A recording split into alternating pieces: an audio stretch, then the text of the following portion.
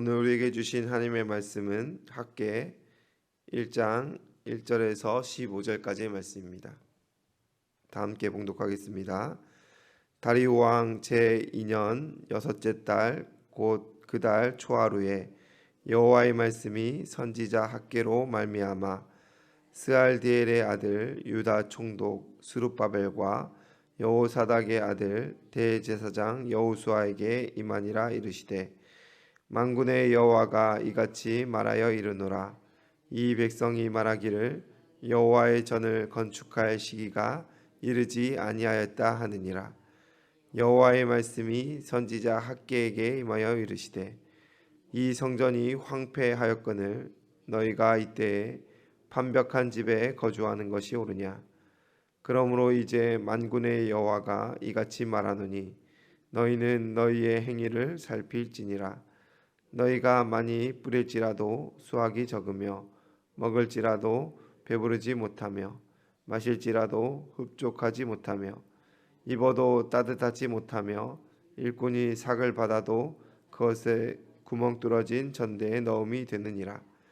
만군의 여호와가 말하노니 너희는 자기 행위를 살필지니라. 너희는 산에 올라가서 나무를 가져다가 성전을 건축하라. 그리하면 내가 그것으로 말미암아 기뻐하고 또 영광을 얻으리라. 여호와가 말하였느니라.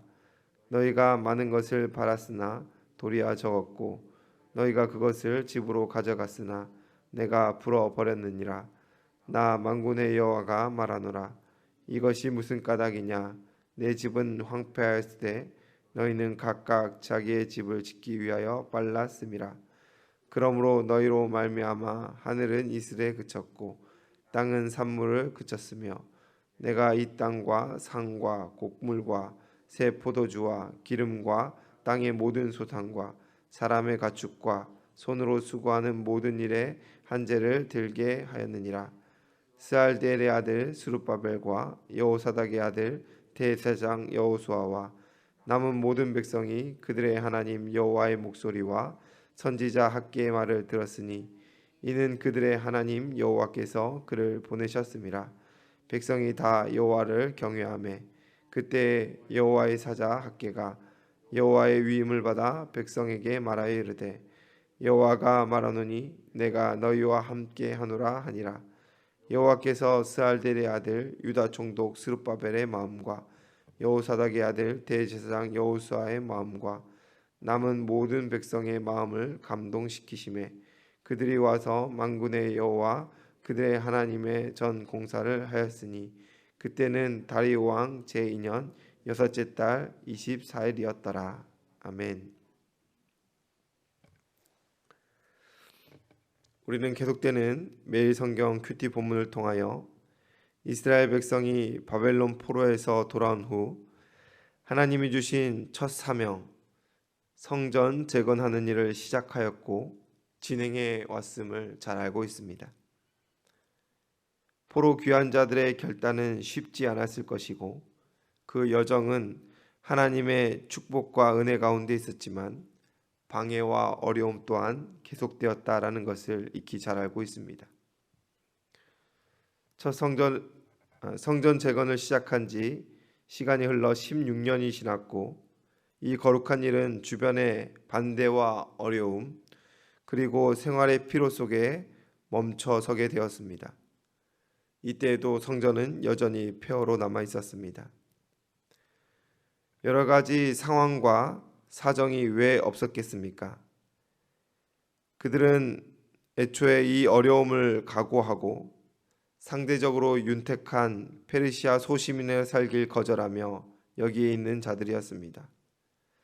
그런데 그 백성이 또한 살아가는 현실에 또 눈을 돌리기 시작하였습니다.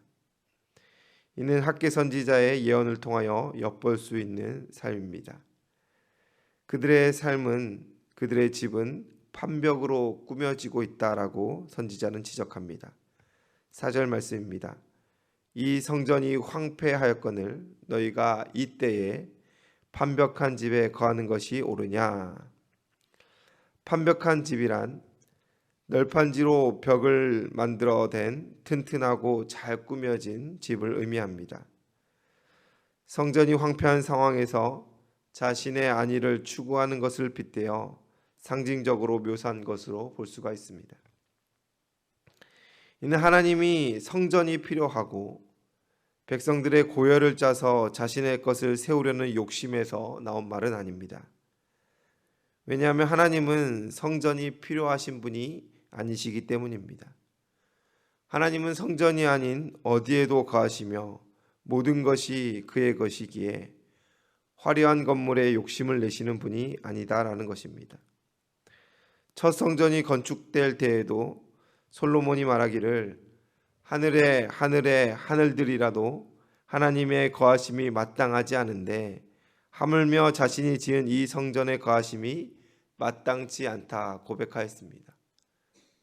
그럼에도 바라옵기는 하나님께서 임재하여 주시기를 겸손히 구했다라는 것이죠. 성전은 하나님에게 필요한 것이 아니라 하나님의 백성에게 필요한 것입니다. 만왕의 왕께서 임재하여 주시기를 구하는 처소, 그 임재를 통하여 하나님과 관계할 수 있는 특권을 얻는 처소로서 하나님의 백성들에게 의미가 있다라는 것입니다. 그래 하나님은 이 건물의 문제보다 그들의 마음의 방향성을 지적하고 있는 것입니다. 성전이 무너진 채 살아가는 것은 하나님이 중심에서 밀려난 삶을 의미합니다. 백성들은 2절에서 아직은 여호와의 전을 지을 때가 아니다라고 말하였습니다. 이는 상황에 따라 변해버린 귀한 자들의 마음을 단편적으로 보여주는 것입니다. 하지만 하나님은 말씀하십니다. 그러므로 이제 만군의 여호와가 이같이 말하노니 너희는 너희의 행위를 살필지니라 라고 하였습니다. 하나님께서 이와 같이 말씀하시는 이유가 무엇입니까? 자신의 안위를 돌아보지 않고 하나님의 사업에만 몰두하길 원하시는 것이 하나님의 마음입니까? 그렇다면 하나님은 너무 이기적이라 생각이 들지 않으십니까? 사람에게는 기본적인 것이 필요하고 그것을 쫓는 것 자체가 나쁜 것은 아닐 것인데 하나님은 왜 이처럼 단호하게 그들을 책망하고 있는 것입니까? 이는 하나님이 이기적이시고 사람들의 필요를 무시해서도 아닙니다. 이는 기본적인 신뢰 관계를 의미하는 것입니다.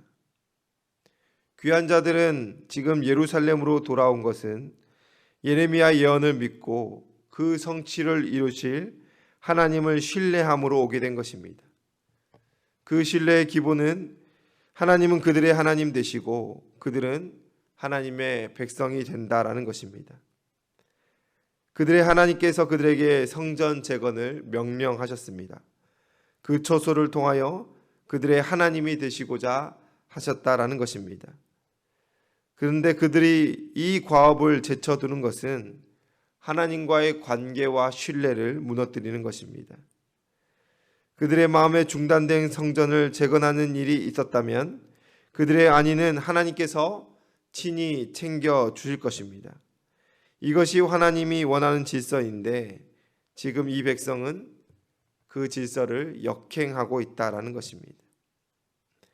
그들이 하나님의 것을 구하며 하나님의 성전을 재건하는 일에 마음을 쏟았다면 지금 그들이 구하는 집과 처소, 생활과 안위를 하나님이 모른 채 하지 않는다라는 것입니다. 그들을 향해 하나님께서는 너희가 많이 뿌릴지라도 수확이 적으며 먹을지라도 배부르지 못하며 입어도 따뜻하지 못하고 삭슬 받아도 그것을 구멍 뚫린 주머니에 넣음이 되느니라 라고 말씀하셨습니다. 열심히 일해도 만족이 없고 애써도 기쁨이 없는 이유는 무엇입니까? 단 하나이지요. 하나님이 그 중심에서 빠졌기 때문입니다. 하나님께서 말씀하십니다. 내 집은 황폐하였거늘 너희는 각각 자기 집을 위하여 빨랐습니다. 삶의 질서가 뒤바뀐 그들의 삶을 지적하시며 삶의 질서가 뒤바뀌면 은혜의 통로도 막힌다라는 것을 말씀하여 주고 있습니다. 이는 우리의 일상에서도 마주하는 일들입니다. 물질의 문제, 관계의 문제, 안위의 문제들, 그 문제들을 말씀의 눈으로 살펴보면 그 뿌리는 결국 하나님 중심의 상실에 있다라는 것입니다. 본문의 귀한 자들은 학계의 예언의 말씀을 듣고 돌이켜 말씀에 순종하였습니다. 그들이 잠시 놓친 하나님과의 관계를 다시금 회복하는 출발이 되었습니다. 포로 귀한 자들에게는 신앙의 저력이 있었고 선지자들의 진실된 예언은 그들의 삶을 바로잡는 선한 도구가 된 것입니다. 12절은 말하기를 스알델의 아들 스룹바벨과 여호사닥의 아들 대제사장 여호수아와 남은 모든 백성이 그들의 하나님 여호와의 목소리와 선지자 학개의 말을 들었으니 이는 그들의 하나님 여호와께서 그를 보내셨습니다. 백성이 다 여호와를 경외하매라고 말씀하고 있습니다. 그리고 하나님이 그들에게 말씀하여 주셨지요. 내가 너희와 함께 하노라. 내가 너희와 함께 하노라. 이 말씀이 의미하는 바가 무엇입니까? 그들이 전전긍긍하였던, 그들이 쫓았던 성전 재건보다 더 몰두하며 움켜잡으려 했던 그 모든 것들을 하나님이 모르지 않는다, 간과하지 않는다, 제쳐주지 않는다라는 말씀의 신뢰를 이 한마디에 다 보여주시는 것입니다. 그 한마디가 모든 회복의 시작이었습니다. 하나님이 함께 하시는 것, 하나님의 임재는 순종의 자리에 임할 때에 우리에게 주어지는 것임을 말씀은 우리에게 말하고 있습니다. 사랑하는 성도 여러분, 혹시 우리의 삶도 하나님과의 관계에 있어서 어긋나거나 역행하고 있지는 않습니까? 지금은 바쁘니까, 지금은 내 삶에 집중해야 될 때이니까, 지금은 다른 것 제쳐두고 이것부터 해야 되니까 라는 마음으로 때가 아니다 라고 말하며 순종의 자리에, 하나님이 부르심의 자리에 임하지 않고 거절하고 있지는 않으십니까? 그렇게 미뤄온 순종의 영역이 여러분들에게 또 있지 않으신가요? 하나님은 오늘 우리에게도 말씀하십니다. 너희 행위를 살필지니라. 그리고 지금이 바로 다시 세울 때다라고 말씀하여 주십니다. 멈춘 신앙의 걸음을 다시 세우고 식어진 헌신을 다시 일으키며 하나님이 중심되는 삶을 회복하는 그 자리가 오늘 이 시간이 되길 소원합니다. 하나님이 함께하여 주시면 우리가 쫓는 것들, 우리보다 하나님이 더 잘하시고 더 능히 이루실 줄을 믿고 신뢰하는 우리가 되었으면 좋겠습니다. 오늘 우리가 기도할 때에 하나님과의 관계를 두고 멈춘 신앙의 영역을 두고 회복을 구하는 이 시간 되시기를 주님의 이름으로 축원을 드립니다. 기도하겠습니다.